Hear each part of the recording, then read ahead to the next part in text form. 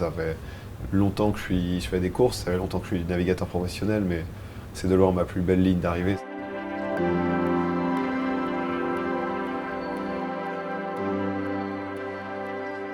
Alors Charlie, comment vous vous sentez? Bien, je me sens bien, heureux d'avoir remporté ce Vendée Globe 2024.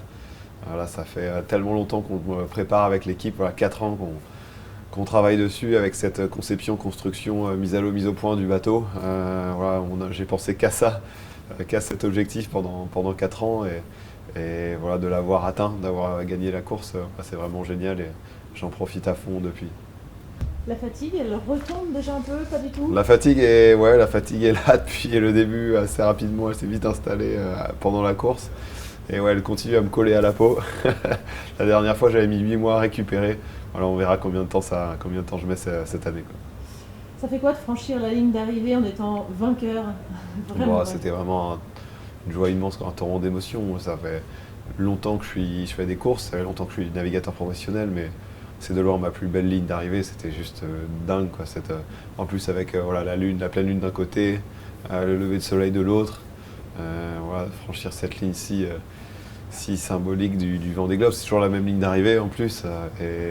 Et voilà, que ça soit mon tour, quoi. J'ai assisté à la victoire d'Armel Leclerc. C'était déjà très émouvant de lui le voir gagner. J'étais là aussi à l'arrivée de François Gabard, même si je n'étais pas sur l'eau, je l'avais vu arriver au ponton. Voilà, et là, c'était mon tour. Et voilà, quelle fierté de rentrer dans ce club très fermé des vainqueurs du Vendée Globe. On vous sent un tout petit peu enrhumé, c'est le retour dans la vie citadine. Ouais, clairement. Je sors d'un confinement strict de 64 jours, donc mon système immunitaire, lui, s'est reposé, contrairement au reste de mon organisme. Et voilà, il a été un peu saisi avec les bains de foule des Sables d'Olonne. Donc voilà, c'est rien, c'est un petit rhume de garçon, c'est pas grand-chose. Qu'est-ce qui a été le plus dur? Euh, Bah, le plus dur, c'est cette gestion de la fatigue, quoi, qui s'insinue, voilà, qui s'insère partout, voilà, qui est vraiment poisseuse. On n'arrive pas à s'en débarrasser, même quand on arrive à faire 24 heures on arrive à enchaîner beaucoup de siestes sur 24 heures. Et bah, voilà, on pense, ah super, j'ai bien dormi ces dernières 24 heures, ça va aller. Et en fait, voilà, au bout de 1 ou 2 heures d'éveil, on ressent la fatigue et en fait, on n'arrive pas à s'en débarrasser. Ça, c'est des grosses difficultés. Après, voilà, j'ai eu cette difficulté aussi de réparation de voile au sud de l'Australie. Je dessire une des voiles clés des mers du Sud. Il me reste plus de la moitié des mers du Sud à parcourir à ce moment-là. Et là, j'ai un tout petit créneau pour la réparer et pour la réhisser. Et voilà, en fait, je travaille avec mon casque dans le bateau. J'ai 170 mètres carrés de tissu étalé dans le bateau. Il y en a partout. Voilà, je me plante mon aiguille de voilerie dans le pouce à ce moment-là. J'ai peur que ça s'infecte. Je suis aux portes de l'océan Indien. Voilà, on sait qu'une petite blessure, ça peut vite dégénérer en mer. Voilà, il y a beaucoup de marins qui sont passés proches de la septicémie, donc voilà, j'étais un petit peu inquiet j'ai encore la cicatrice d'ailleurs avec cette blessure, mais voilà, ça l'a fait. J'ai réussi à réparer ma voile dans les temps, la réhisser, le seul créneau qui restait avant le Cap Horn, un seul créneau de vent faible, et donc j'ai pu voilà, ma chance dans cette malchance, c'est que voilà, j'ai eu ce créneau qui s'est présenté pour pouvoir la réhisser et de pouvoir après continuer à l'utiliser jusqu'au Cap Horn. Et un moment de joie, qu'est-ce que vous gardez comme moment particulièrement incroyable? Bon, il y en a eu beaucoup. Voilà, forcément, l'arrivée, c'est la joie la plus forte, ça, clairement, mais il y en a eu d'autres. Le passage du Cap Horn, il y a 4 ans, j'avais pas eu de chance, j'étais passé de nuit, même si les nuits sont très courtes. C'est l'été austral là-bas, donc les nuits durent voilà, 4-5 heures. Et manque de chance, j'étais passé sur ces 4-5 heures au Cap Horn. Voilà, cette fois, j'ai été vraiment servi. 1 heure avant le Cap Horn, j'avais encore 35-40 de vent. Et là, comme par magie, à 1 heure du Cap Horn, le vent tombe. Je peux sortir sur le pont, admirer ce cap le plus légendaire parmi tous les caps du monde entier. Et ouais, c'était une joie forte de pouvoir le voir comme ça, de mes propres yeux. Je l'oublierai pas. La suite, pour vous, tout de suite, c'est quoi? Alors la suite pour moi, c'est donc continuer cette petite tournée médiatique parisienne pour continuer à partager cette course. Et puis voilà, j'ai hâte de passer un petit peu de temps à la maison, en famille, voilà, retrouver mon petit garçon. Mais voilà, très rapidement, je vais retourner au chantier du bateau. Voilà, il y a les débriefs, des débriefings à faire avec l'équipe, et puis aussi décider de quelles modifications on va faire sur le bateau, parce que voilà, la saison va vite reprendre. Voilà, j'ai des courses dès le mois de mai. Et voilà, maintenant mon gros objectif, c'est la route du Rhum. Voilà. Je termine deuxième de la dernière route du Rhum à 2 heures. Donc voilà, c'est mon nouvel os à ranger. Je vais tout faire pour aller chercher la victoire de la route du Rhum 2026. Qu'est-ce qui manque le plus quand on est tout seul là-bas en mer? Une douche, une douche chaude, un lit qui ne bouge pas, un lit qui ne soit pas gorgé d'humidité, gorgé de sel de mer. Et puis de la nourriture non transformée. On a des produits lyophilisés, des produits déshydratés, des produits apertisés, mais dans tous les cas de figure, c'est des produits ultra transformés.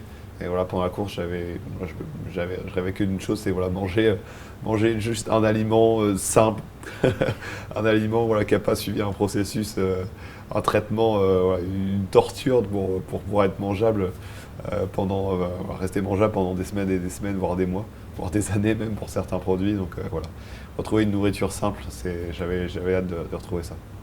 Et qu'est-ce qui vous anime en mer? Qu'est-ce qui vous a animé là pendant toute la course? Bah, moi, je suis depuis petit, depuis que je suis enfant, je suis passionné par la course, par la voile, particulièrement par la course au large. Donc voilà, le Vendée Globe, c'est une course qui m'a fait rêver. La première année où je l'ai suivie, j'avais 12 ans.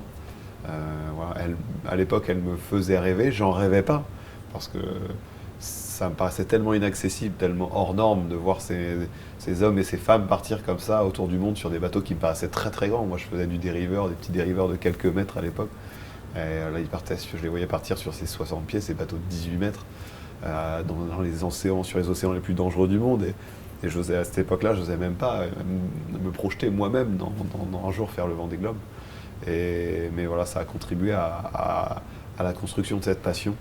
Et voilà, c'est que vraiment plus tard, quand j'ai commencé ma carrière professionnelle, que je me suis dit, et si, et pourquoi pas un jour, ça pourrait peut-être être toi. Maintenant, on parlait un petit peu de la récupération. La dernière fois, effectivement, tu avais dit 8 mois.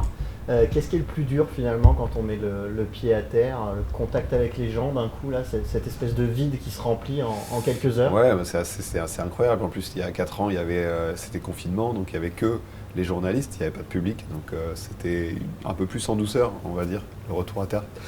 Oh. Pardon. Attends, c'est quoi, tu peux répéter ta question? Qu'est-ce qui est le plus dur quand tu reviens à terre comme ça, physiquement, psychologiquement?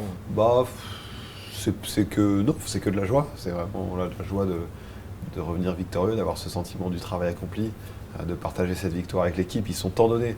Voilà, dans les moments de difficulté, dans la course, plusieurs fois, je me suis dit, vas-y, tu ne veux pas baisser les bras. Voilà, l'équipe, ils ont tellement donné, ils sont tellement investis, ils n'ont pas compté leurs heures. Quand il fallait venir le week-end, ils venaient le week-end. Quand il fallait terminer à 22h, ils terminaient à 22h. Voilà, ils ne regardaient pas leurs heures. Ce qu'ils regardaient juste, c'est l'objectif, c'est que le bateau soit prêt, peu importe le temps qu'il fallait, et s'il fallait venir les jours fériés, peu importe. Et rien que pour ça, voilà, je pouvais pas. Plusieurs fois, je me dis, Charlie, tu peux pas baisser les bras, tu peux pas, voilà, pas faire honneur à leur implication. Voilà, on a fait 2 courses transatlantiques de préparation en 2024, juste avant le Vendée Globe, entre la France et New York. Et ils sont tous restés un mois entier à New York pour travailler d'arrache-pied sur le bateau, dans une marina pas terrible, vraiment dans la lointaine banlieue de New York. Donc voilà, ils n'ont pas beaucoup profité de New York.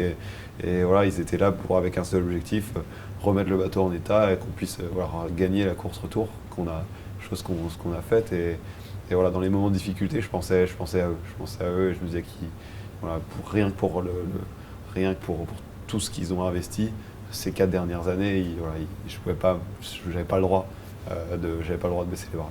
On sait qu'au quotidien, le marin, en partie sur le Vendée Globe, mais le marin hauturier a une vie assez routinière, la table à cartes, les repas, etc. D'un coup, tu te retrouves à terre. Est-ce que tu gardes des réflexes comme ça? Je sais pas, la nuit tu te réveilles, tu te dis il faut que je regarde mes cartes météo. Non, mais j'ai une anecdote sur ma première nuit à terre.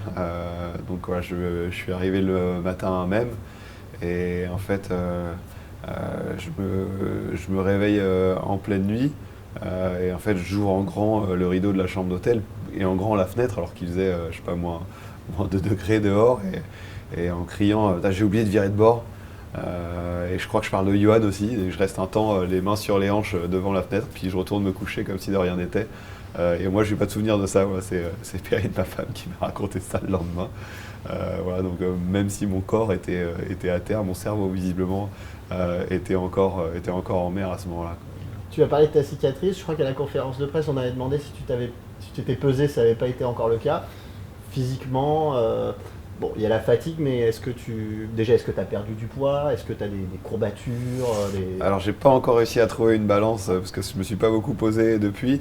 Ce qui est sûr, c'est que voilà, j'ai beaucoup fondu des cuisses, voilà, des membres inférieurs. Voilà, parce que on se déplace sur 18 mètres de long et la majorité du temps on le passe assis et je l'ai passé assis soit à la table à cartes, soit allongé dans la banette ou alors à manœuvrer dans le cockpit. Mais le cockpit, pareil, c'est 2 mètres carrés. Donc voilà, j'ai passé 2 mois et demi. Je ne pouvais pas faire plus de 18 mètres sans arriver au bout du bateau. Donc voilà, c'est pas beaucoup. Donc voilà, il va falloir que je reprenne le sport assez rapidement pour retrouver de la puissance dans les jambes. Et après, quoi d'autre? Non, à part de la fatigue, voilà, j'ai la fatigue que je sens très profonde. Il va falloir des mois pour récupérer. Voilà, pas d'autres symptômes. Je ne suis pas encore passé sur la table de mon ostéo. Voilà, j'ai mon ostéo, Camille Hamel, qui me suit depuis plus de 10 ans. Elle me connaît par cœur. Donc voilà, j'ai hâte qu'elle me fasse un diagnostic de l'état de mon dos. Voilà, comme ça, je me sens plutôt bien. Mais à mon avis, il y a pas mal de choses à remettre en ordre. Donc voilà, j'espère la voir la semaine prochaine. Donc voilà, on verra dans quel état mon dos est. Est-ce que tu penses que c'est plus facile, là, de se remettre, vu que tu as gagné? Clairement, voilà, clairement, c'est vrai que la dernière fois, rapidement, voilà, il y a eu l'euphorie de l'arrivée aussi, parce que terminer le Vendée Globe, ça reste une victoire en soi. Voilà, quand on prend le départ, on ne sait pas si on va réussir à atteindre cette ligne d'arrivée. Et puis rapidement, il y a eu je pense que je vais faire un Vendée Blues en 2020, et ça s'est matérialisé pour ma part sur où sont passées ces 2h30, où est-ce que je les ai perdues ces minutes. 2h30 sur 80 jours, c'est peu. Mais cette année, c'est différent. Voilà, je reviens avec la satisfaction du travail accompli, la joie d'avoir remporté cette course légendaire, peut-être potentiellement la plus grande des courses au large à la voile française. Donc voilà, je pense que ça va m'aider clairement dans ma récupération.